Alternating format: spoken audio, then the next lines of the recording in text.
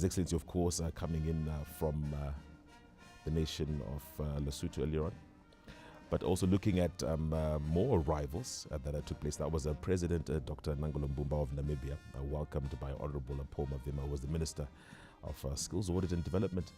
And of course, looking at the crucial role that Namibia does play in the collective of SADC. Namibia has always been in the process of development of the SADC trade regime. Namibia became the 10th member of the Southern African Development Coordination Conference, SADC, following its independence in March. Now we're also in March of 1990. Now SADC transformed its Southern African Development Community into that rather in 1992, when Namibia hosted the signing of the SADC treaty by 10 member states. This was at the 12th SADC summit in Windhoek.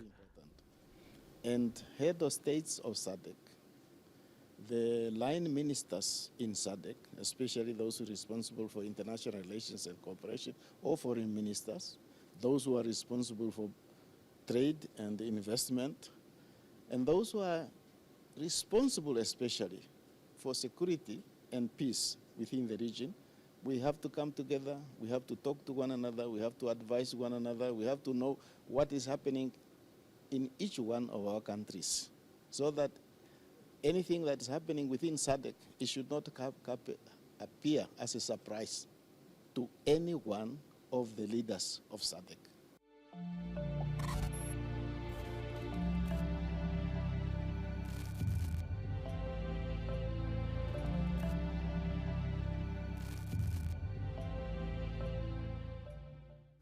It has all been leading to this moment, that is the SADC 44th Ordinary Summit of Heads of State and Government here in Zimbabwe. Welcome to our special coverage. Of course, delegates have already started coming in.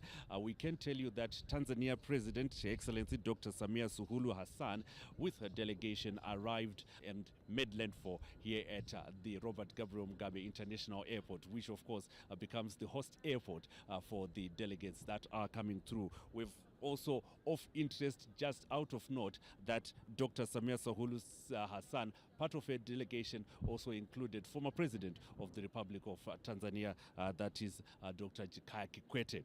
It will be interesting, of course, to see how even the past presidents have also come to support this particular summit.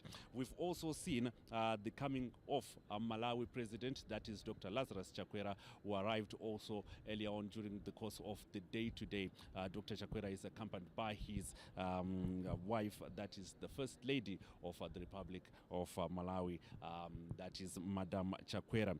We are expecting, of course, more heads of state to come through as the summit proper will take place on Saturday, that is the 17th of August, at the magnanimous Parliament building that is in Mount Hampden here in Harare.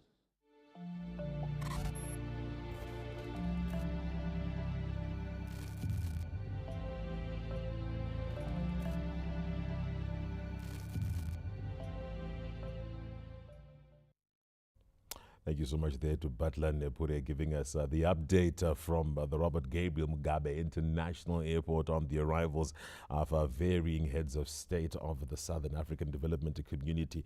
Just a quick recap of the arrival of their excellencies who have made their way to Zimbabwe so far. The Right Honorable Prime Minister of Lesotho, His Excellency Samuel Ntsokwane Matakane, was received by the Honorable Minister of Home Affairs, Mr. Kazembe Kazembe, extending also to Namibia's President, Dr. Nangolo Mbumba, and the First Lady, Waltrud Sutsile Mbumba, of course, His Excellency Dr. Samia Suluhu Hassan, the current President of Tanzania, and a former President, Dr. Jakaya Kikwete, who was received by Mrs. Virginia Mabizo, the Zimbabwe Attorney General at the airport. And then also Dr. Nangolo Mbumba of Namibia, welcomed by Honorable Paul Mavima, the Minister of Skills Audit and Development, and also extending to His Excellency Dr. Lazarus Chakwera, who's the President of Malawi, along with the First Lady, Madame Monica Chakwera, being welcomed by Honorable Ziyambi, Minister of Justice, Legal and Parliamentary Affairs. And then now also extending, of course, to more leaders from the region who are expected to arrive later on today. And of course, looking forward to those updates as they progress. However, I'm still aptly joined in studio by Madame Abigail Mpambi, a political analyst, giving us insights into the significance of SADC, but more importantly, also acknowledging the relevance of the times we're in. Now, Madame Mpambi, maybe you could also just give us once again to the viewers who may have just joined us the significance of Zimbabwe taking on the chairmanship of the 44th Summit of SADC, but also the importance for that within the region. Well, thank you so very much. It's a milestone, it's historical, it's a responsibility, it's an honor. So it comes in with a responsibility to showcase what we have as a country, what we are capable of doing. It also comes up with a responsibility to influence, to share the knowledge that we have with our neighbors, our colleagues, our, of course, partners in this regional body. We have been entrusted once more. It's not the first time, of course, to be the chairperson of SADC, and also as the founding members of SADC. It is also an opportunity to lecture even the newly joining members, those who may have joined SADC at some point. I enjoyed when I also watched the president also giving the SADC public lecture. Yes. And it's an opportunity to keep reminding the member states to say, by the way, once upon a time, when this was a SADC coordinating conference, a SADC with the double C in 1980, we were pushed by this resolve to come up with SADC. We further actually upgraded and saw that this SADC couldn't just be a conference, a loosey conference. We needed to foster issues of actually tangible economic development.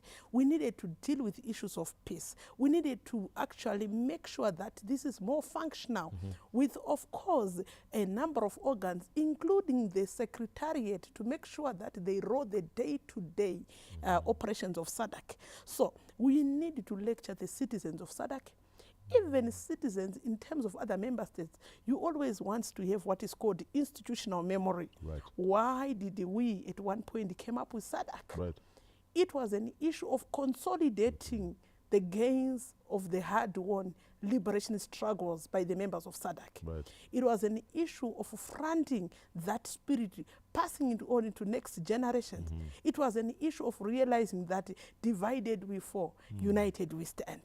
So I'm looking forward to touching on a bit of maybe some of the challenges that there's with regards to a generational gap a bit later on. But Madam Mpambi, we do also find ourselves having to address the issue of naysayers, detractors, who are of the opinion that the credibility of SADC with regards to the progression of Zimbabwe's chairmanship within SADC is in question. How then do we resolve such positions that are put forward by elements within the collective public? Well, thank you so very much. You must always know that our agenda is not their agenda. So that confusion must not exist.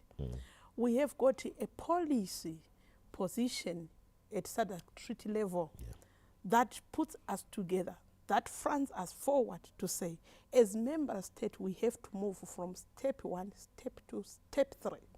And of course, I always refer you to the formation of SADC. These 9 member states had just had won independence. And they saw it fit to come together and actually unite the forces and make sure that they close gap that no such enemies, now coming as proxies, now as neo-colonialists, should find a way in. Right. So as they try to find a way in, they would definitely try to discredit everything that will happen within this region for their own benefit. So I think it will be a good sign for people to actually introspect and see what it means to be, of course, having these criticism that will be coming in. It actually also informs the gathering of SADC actually to be more proactive, more alert to deal with such. I don't think that we need, of course, we need to take to actually pay attention, of course, that this is happening. But to focus on that will be actually very, very shortchanging ourselves. Right. We have an agenda on the table. We have to front it. We have to fulfill it. So I think this is what we need to focus on. Also talking about some of the agendas that we do need to focus on, I wanted to bring up the issue of bridging the gap, the divide. You brought up very clearly that the inception of the SADC states comes from frontline nations that contributed towards the liberation and emancipation of their own people. And